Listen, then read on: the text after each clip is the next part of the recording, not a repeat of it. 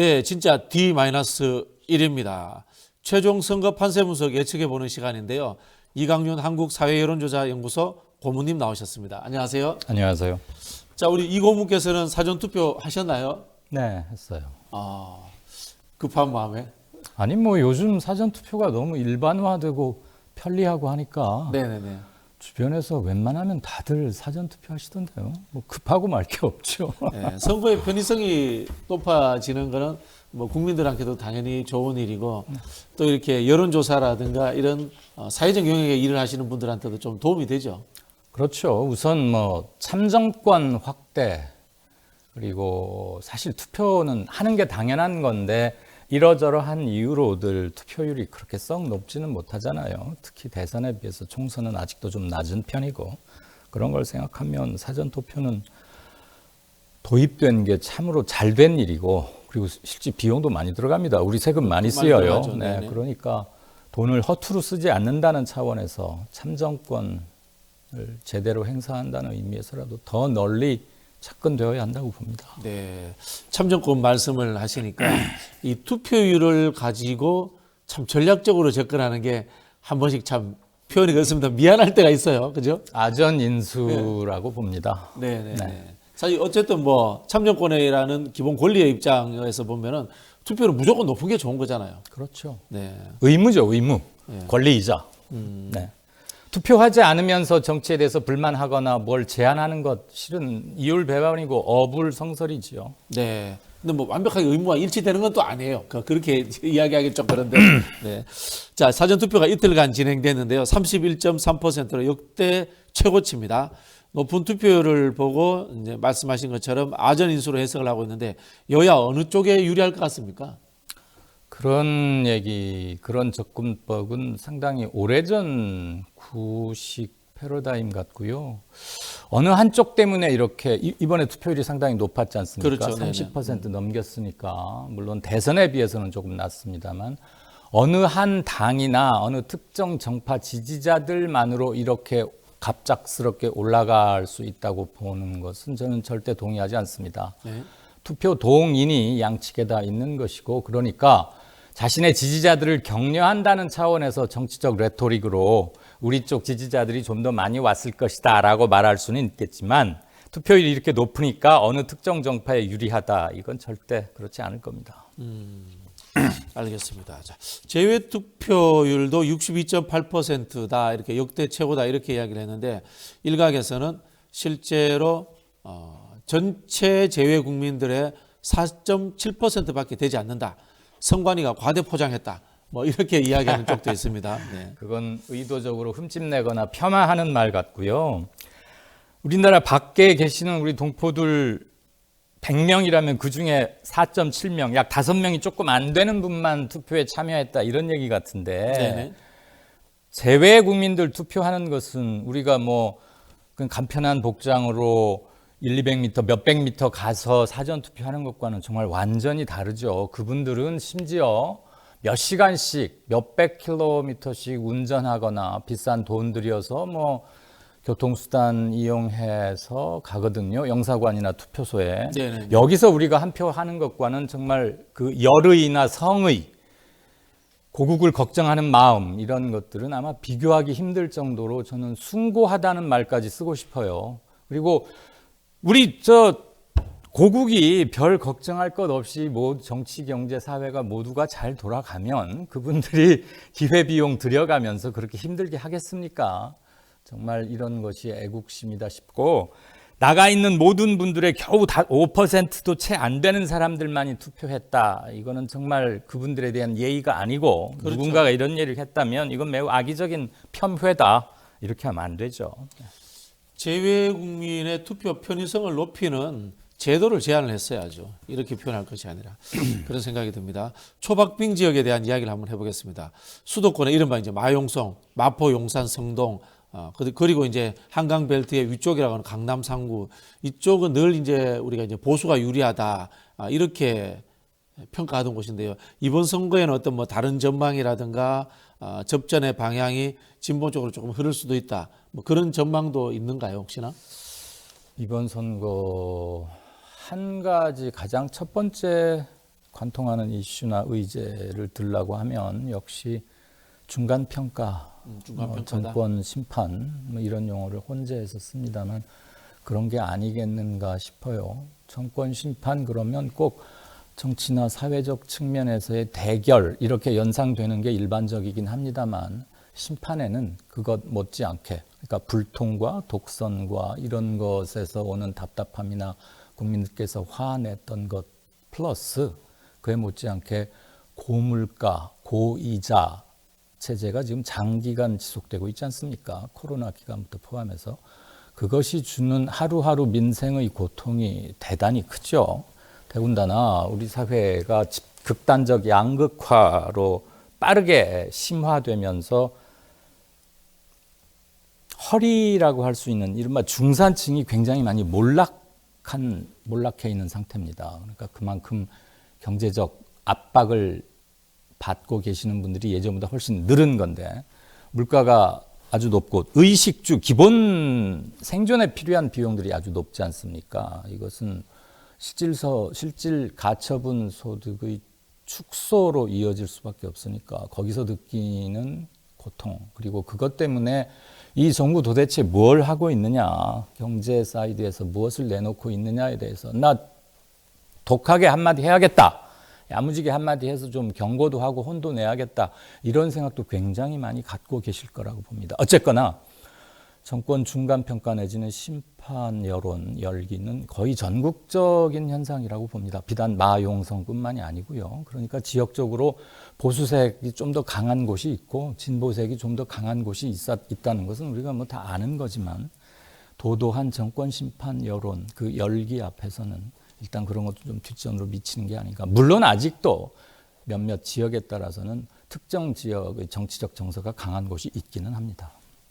그 말씀은 결국은 이 보수적 정치 성향을 가지셨던 분들도 지금 윤석열 정부의 정권 심판론에 대해서는 동의하는 분들이 제법 있다. 뭐 이렇게 해석해도 되는 건가요? 경제, 물가 이런 쪽에서는 동의하는 분들도 계실 거라고 봅니다. 네네. 그리고 해프닝이라고 하기에는 국민 감정선에 너무 불을 확 지른 그래서 국민들께서 많이 화를 내시는 지점인데 이른바 대파 뿌리 가격 가지고 벌어졌던 두 차례의 소동 있지 않습니까? 이건 소동이라고 말하기에는 소동이란 단어가 너무 약한 건데 우선 대통령이 뭐 합리적 가격이다 그랬고 그 하루인가 이틀인가 있다가 이수정 후보가 야 뭐 그거는 파 전체가 아니고 한 뿌리가 얼마였다 이런 말은 국민을 우롱하는 것이죠. 누가 뿌리를 대파를 묶음으로 돼 있는데 그 중에 하나만 뽑아가지고 한 뿌리 단위로 사는 사람이 얼마나 있겠습니까? 이렇게 도저히 상식적으로 말이 맞지 않은 그건 국민을 우롱하는 것이라고밖에 볼 수가 없고 본인이 그럴 의사가 없었다고 여러 번 말을 한다 하니 그러면 공감 능력이 처절하게 없는 것이죠. 어쨌거나 공인이 되겠다 또는 국민의 대표로서 의정기관에 가서 일을 하겠다는 것으로서는 현격한 부족함을 많은 분들에서 느끼지 않으셨을까. 그 감정선에서 생겼던 역함, 역겨움, 실망감 이런 건 상당하다고 봅니다. 네. 오늘 고모님께서도 굉장히 분노하신 모양입니다. 분노가 아니고 그냥 있는 민심을 그대로 전달하는 겁니다. 네. 마용성 한강벨트를 저희가 이제 이야기를 해봤는데요. 전통적으로 저희가 이제 스윙보트 이야기하면 충청권 이야기합니다. 우리 이공문께서 꼽으시는 충청권의 가장 관심지역, 최대 격전지 어디가 있을까요? 아마 이분들이 지금 세 번째 대결을 한다고 들었는데 민주당의 박수현 그리고 국민의힘에 상당한 정치적 비중이 있는 분이죠. 정진석 의원이 대결하는 충남 공주 부여 청양 이 선거구 여기는 여러 여론조사를 이렇게 모아보면 거의 딱 붙어 있다 이렇게 보는 게 맞을 것 같아요. 그런데 어느 한쪽으로 크게 쏠리고 있는 것 같지도 않고 현지 주재 기자나 시민들 얘기를 들어봐도 이번에는 좀 다르지 않겠느냐 이런 견해도 많이 나옵니다. 어쨌거나 개인적으로는 이 두 후보가 세 번째 맞대결을 펼치고 있는데 여러 가지 의미로 그리고 국민의힘 후보인 정진석 후보가 갖고 있는 정치적 상징성 이런 걸 감안해도 상당히 전국적인 관심이 모아지는 선거구 중에 하나가 아닌가 싶습니다. 뭐 저희가 지금 여론조사 공표 금지 기간이라서 여론조사를 말씀드릴 수는 없습니다만 기존의 흐름들을 보면은 박수현 후보가 한 번도 그래도 이긴 적은 없어요. 현실적으로. 근데 이게 좀 따라가는 추세다. 이렇게 볼 수는 있는 건가요? 뭐 그렇게 볼 수 있겠죠. 네. 네. 어디서는 그 1, 2% 포인트 차이의 엎치락 뒤치락은 여론조사 통계적 의미로는 거의 무의미함에 가깝습니다. 네. 오차범위 내에서도 굉장히 로우 밴드에 들어있는 1, 2% 포인트는 조사할 때마다 다른 것이기 때문에 오차범위 내 누가 앞선다 이 말은 뜨거운 아이스 커피를 좋아한다고 똑같은 말입니다. 알 수 없다. 말이 안 맞는 얘기죠. 네. 자, 낙동강 벨트 이야기 한번 해보겠습니다. 대표적으로 지금 이제 뜨거운 것이 장해찬 후보가 무소속으로 출마한 부산 수영구인데요. 단일화는 결국 안 될 것 같아요.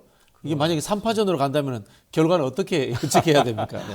보수 후보 표가 갈리는데 네. 두 보수 후보 아무래도 국민의힘 공천을 받은 정연욱 후보든가요? 정 후보 쪽으로 조금 더 뭐가 오고 있는 것 같긴 한데 장해찬 후보도 뭐 아주 적은 한 자릿수 그것보다는 많이 나오는 것 같아요. 그러니까 네네. 보수표가 갈리고 있는 건 확실한 것 같고 그렇다고 보면 민주당 후보가 어부지리라고 표현합니까? 이럴 때 상대의 분열에 따른 이익 그걸 얻을 가능성이 꽤 높아 보인다. 그런데 민주당 후보가 뭐 깜깜이 돌입하기 전 조사들 보면 40% 기록한 것도 있고 네. 35% 후반은 안정적으로 보이는 걸로 봐서 네, 네. 보수권 후보가 팽팽하게 갈리면 이쪽에 좀 승산이 있지 않을까 그런 예측은 충분히 가능한 것 같습니다. 네, 알겠습니다. 그거 말고도 부울경 지역에서 관심을 끄는 곳이 참 여러 군데고 이번 선거 수도권은 항상 역대로 격전장이었고 거기서 판가름 나는데 이번에는 부울경도 그에 못지않은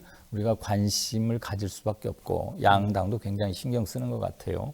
그중에서 경남지사를 차례로 지냈던 김두관, 김태호 이 두 후보 지명도는 뭐 전국적으로 상당히 유명하신 양산을이죠. 굉장히 거물들이라고 할 수 있죠. 정치적 캐리어도 상당하고 그리고 양산 김해 그쪽이 이제 고 노무현 전 대통령 생가 그리고 문재인 바로 직전 대통령 사저 이런 것들이 있고 그래서 정치적 정서나 상징성도 좀 남다르지 않습니까? 이른바 부울경을 관통한다고 하는 전통적인 보수 성향의 정치 정서와는 꽤 다른 곳이기 때문에 여러모로 관심을 가질 수밖에 없는데 그런 곳 그다음에 서울의 강남갑이라고 할 수 있는 부산의 해운대갑 거기 전직 검사인 주진우 후보가 국민의힘에서는 나섰고 국민의힘에서는 하태경 후보가 여기서 의원을 하다가 서울로 오면서 빈자리를 지금 주진우 전 검사가 공천을 받아서 갔고요. 근데 여기도 전직 구청장이었다는 홍성현 민주당 후보가 상당히 선전하고 있는 것으로 수치들은 나오죠. 홍선현 후보가 이제 그래서 뭐 제가 말씀드렸던 김두관 그 양산 거기나 부산 해운대갑 그리고 수영 이런데 그다음에 연제는 또 후보 단일화 효과인 것 같아요. 진보당 후보가 국민의힘 후보를 마지막 공개된 여론조사 이런 거 보면은 꽤 큰 차이로 어떤 건 오차범위 벗어나 있기도 하고 그래서 아무튼 부울경은 여러모로 이번에 큰 관심인 것 같습니다. 네. 이제 부울경은 이제 이기는 쪽에 바닥에 좀 차이가 좀 존재해요. 이제 저는 이제 그 지역에 살다 보니까. 네. 자, 그다음에 이제 강원도도 한번 가보겠습니다. 원주갑이 그야말로 박빙이라고 합니다. 원창묵 후보 민주당이고요. 국민의힘은 국민의힘 대변인을 오래 한 박정하 후보입니다. 여기는 어떻게 보세요? 여기도 말 그대로 여긴 초초박빙이라고 해야 되나요? 어떤 여론조사 보니까 42.0%로 소수점 첫째 자리까지 똑같은 것도 봤는데 여론조사에서 그런 일도 참 나오기가 굉장히 힘듭니다만 이 두 후보가 두 번째 지금 아마 만나는 걸 거예요. 보궐선거 통해서 국민의힘인 박정하 후보가 현재 의원 배지를 달아서 현역이고요. 원창묵 민주당 후보는 시장을 지냈죠. 그러니까 네네. 원주에서 첫 번째 선거가 아니고 시장에 당선된 적이 있으니까 득표력도 뭐 확인됐다고 할 수 있는 후보인데 여기는 선거 초반부터 지금 바로 내일이 투표일이니까 직전까지도 팽팽하다라는 말 말고는 수식어가 별 필요 없는 것 같습니다. 이곳은 아마 새벽녘까지 가야 조금 드러나는 게 아닐까 그런 예측을 하게 되네요. 네. 자, 저희가 이제 전국을 한번 둘러봤는데요. 혹시 우리가 언급한 곳 외에 또 뭐 관심 지역이 있어요?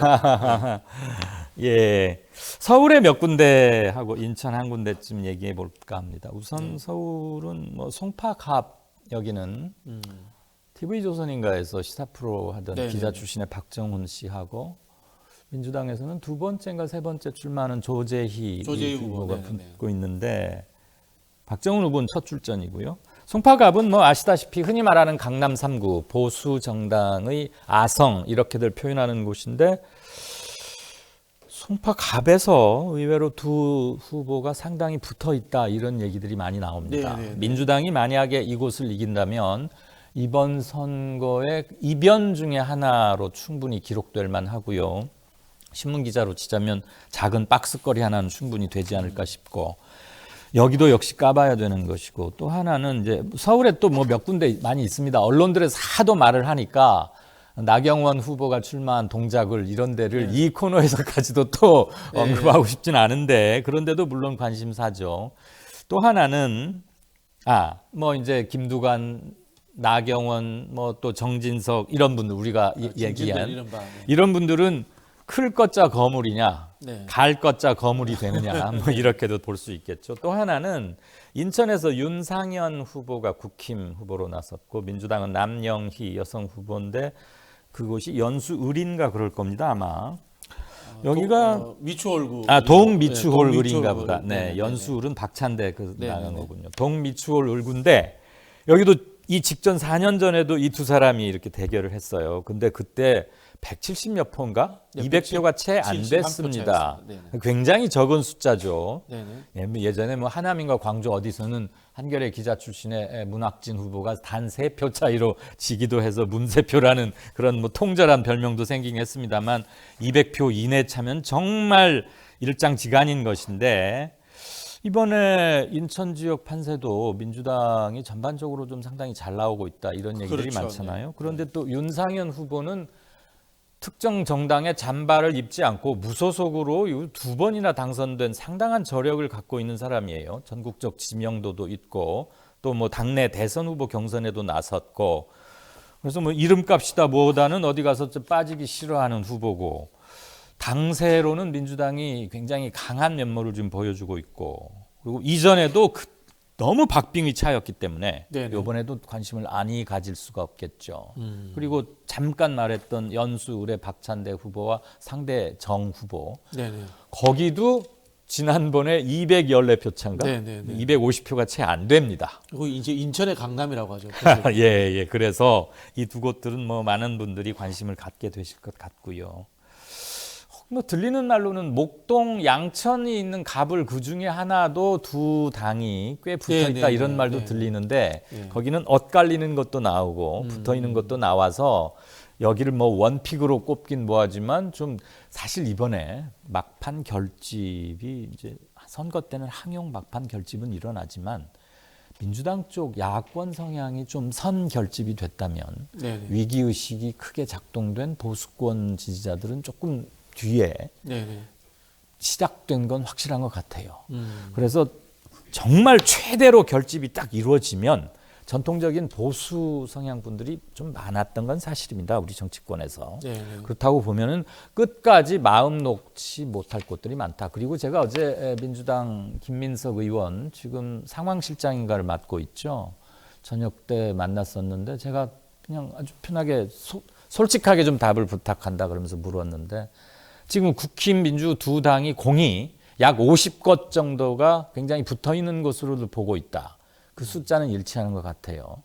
그래서 여기서 승부가 날 텐데 의석수가 얼마나 날지도 여기서 결정되고 솔직히 어떻게 보시느냐 그랬더니 물론 이제 매체이고 인터뷰니까 그랬지만 반반 정도로 보고 있습니다. 저는 이 말은 겸손함, 그다음에 넉넉 잡음, 좀 보수적으로 잡는 게 그러겠죠. 그리고 지지자들 분에게 끝까지 마음 놓지 말아주세요 하는 게 담긴 다면적 포석이긴 하겠습니다만 어느 한쪽이 싹쓸이 하듯이 다 가져가기는 힘들다고 봐야 하지 않느냐. 그렇다면 새벽 2, 3시 넘어서 드러나는 곳들도 제법 있겠다. 그런 생각합니다. 여야가 모두 이제 박빙 지역이 많이 늘어났다 이런 이야기는 하고 있습니다. 실제로 박빙 지역이 늘어난 것이 여당이 앞서던 곳을 야당이 따라잡았는지 아니면 반대로 야당이 앞서던 곳을 여당이 따라잡았는지 그거는 이제 분석해야 될 문제인데 이 박빙 지역이 늘어난 근본적인 어떤 뭐 요인이라든가 뭐 그런 원인이 있을 것 같습니까? 그러겠죠. 일단 정권 심판론은 무시할 수 없는 첫 번째 상수이자 가장 중요한 요인일 겁니다. 왜냐하면 현 정부 출범하고 나서 거의 18개월 이상 동안 대통령의 국정 운영이 마땅치 않다. 부정평가가 60% 전후로 계속 유지됐지 않습니까? 그거 자체가 국민들이 보내고 있는 장기간의 명백한 메시지라고 보고요.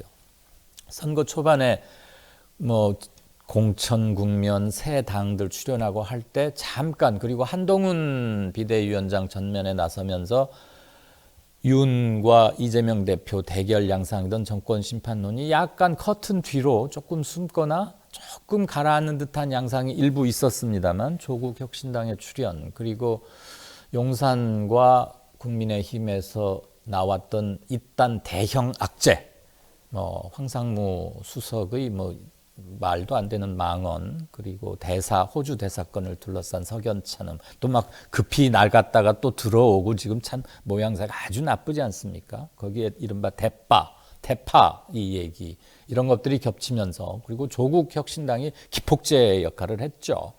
계속 유지되고 있는 거고 그래서 정권 심판론이 다시 강하게 대두되면서 야권 성향의 표들은 확실한 결집을 보였고 일각에서는 자 이런 김에 200석도 가자 이런 얘기까지 공개적으로 나오지 않습니까? 이런 게 한 열흘 가까이 지속되다 보니까 보수 측에 계신 분들은 당연히 위기감을 자극받았겠죠. 그래서 야 이러면 우리 크게 진다. 지금도 많이 의회에서 너무 의석 차이가 나는데 이거보다 더 잃게 되면 어쩌란 말이냐. 그래서 이제 빠르게 그리고 강하게 최근 며칠 사이에 보수 결집세가 이루어지고 있는 건 사실입니다. 물론 민주당 측 그리고 범야권 결집도 이루어지고 있습니다. 네.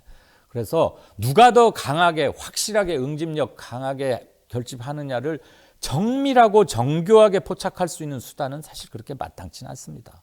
촉감과 그냥 감으로 느끼는 따름이겠죠. 더군다나 지금은 깜깜이 기간이고 하니까. 그래서 속단하기는 힘들지만 초박빙 구간에 있다는 50곳 정도 이쪽에서 앞사던 걸 이쪽에서 따라잡거나 그 반대이거나 그 귀추는 개표만이 정확한 걸 알 수 있는 것이지 지금 투표 하루 앞두고 뭐 어떻다라고 하는 것은 부정확한 정보 일터이기 때문에 시청자분들에 대한 예의도 아닐 것 같습니다. 네. 자 마지막 질문을 하나 드리겠습니다. 본투표까지 이제 하루 남았는데요. 내일인데요.